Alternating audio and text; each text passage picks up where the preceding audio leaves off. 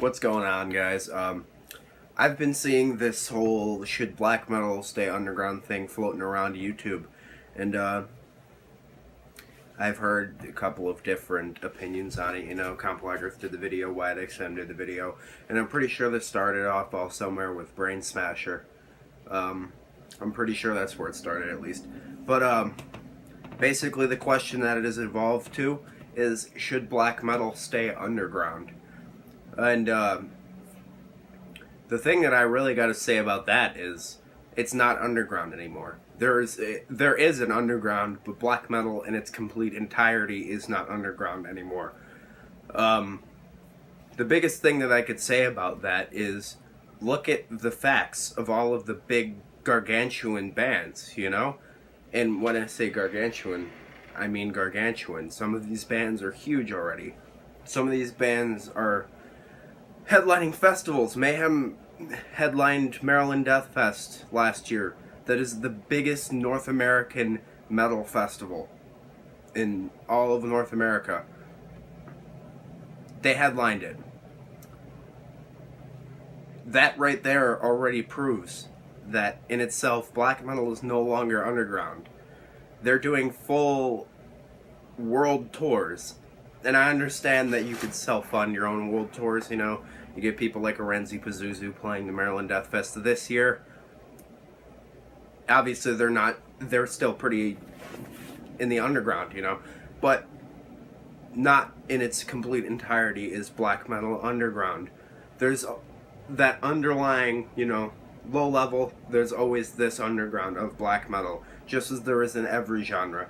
There's this in death metal, there's all the way down here in thrash metal, power metal. Every single genre of metal has an underground, but in its complete entirety, there is no justification as black metal being completely underground as it once was. In the early 90s, the early 1990s, black metal was underground. It was new, it was fresh. The first album came out in 1983, and nobody was really calling anything black metal until the 80s, or like the later 80s, I believe.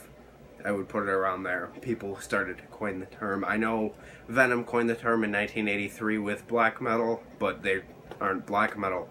They definitely were important for it, but them themselves are not black metal. So that was the time of the underground for black metal, as death metal was an underground at one point too. There's no way in saying death metal is underground at this point. There's huge bands in both of the subgenres. Black metal, for God's sake, Marduk has over 40,000 followers on Spotify. That's the number one artist on Spotify is Drake. And he's somewhere in, I don't know, like 1 billion followers or something. I don't exactly know that. I don't listen to that. But I looked it up what it was. And Marduk has 40,000. That is a huge amount for a band that's supposed to be underground. Now, in comparison to, Drake, it is a lot less. But in comparison to almost all other kinds of extreme metal, that is a shitload of followers. I didn't look to see what Dimmu Borgir had, all of that, but I guarantee you it's even more than Marduk has, because Dimmu Borgir, although you could argue is not black metal at this point, they started off playing true Norwegian black metal. I mean, Hellhammer from Mayhem was one of the founders of the band. So they started off playing real black metal. Now, they still play extreme metal, and now they're huge. Same thing with Cradle of Filth. They started off playing black metal, and now they're huge. And these bands are still black metal, but they have enormous worldwide fan bases. Satyricon, Dimmu Borgir, Emperor, Darkthrone has a huge following. Marduk, Burzum. Burzum's huge because it's Burzum. Burzum has basically become a meme. Everything... If you look on like all metal sites, in all metal forums, Instagram pages, Facebook pages, websites, everything, there's Burzum memes. And not just black metal fans look at that. And so people know all over the place what Burzum is. and what they do, what Varg stands for, and I guarantee you a lot of people have checked it out because of that. That in itself pushes it way above the underground. Now, people who don't even like metal know who these bands are. They made a name for themselves back in the 90s, burning churches and killing people. They made worldwide headlines. That is not underground. Underground is not a worldwide headline. That music scene was an underground scene at the time. Now it's not. These bands are enormous. They've pressed so many versions of every one of their CDs countless times. I know there's an actual number, but I myself did not look it up. But that is besides the point. These bands are no longer underground, no matter your justification. Transylvanian Hunger is the blueprints for, like, the true cult black metal. That album is not underground. Think of all the people that know the album, have the album. Every shop that you go to that carries any kind of metal that's not just used carries Darkthrone.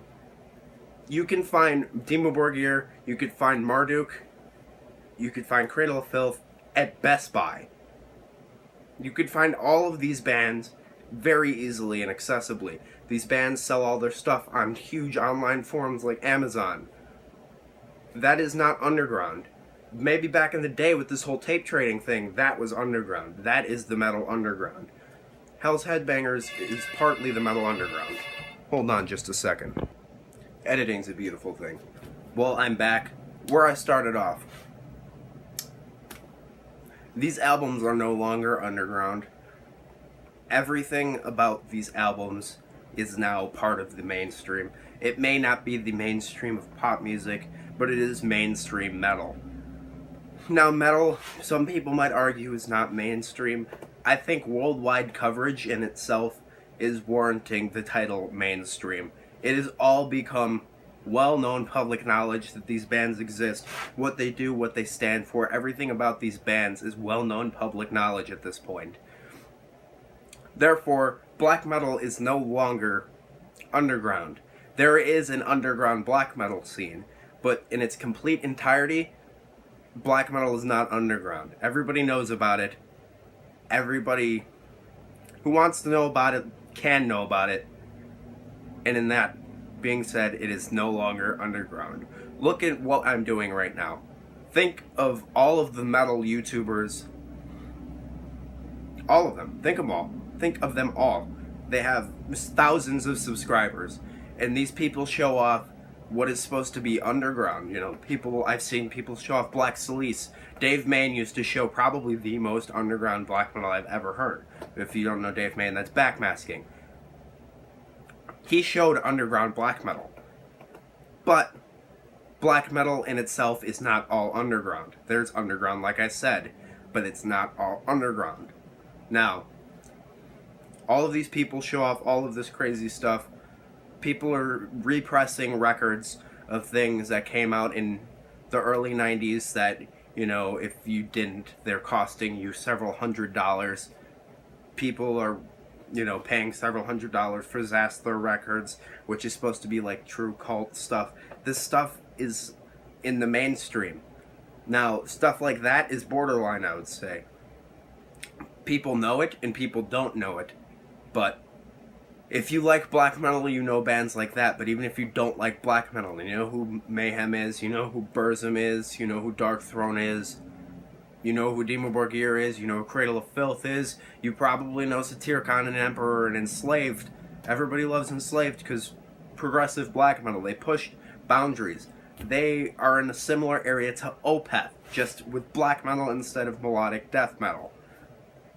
That in itself is pushing all of this further up and further from the underground.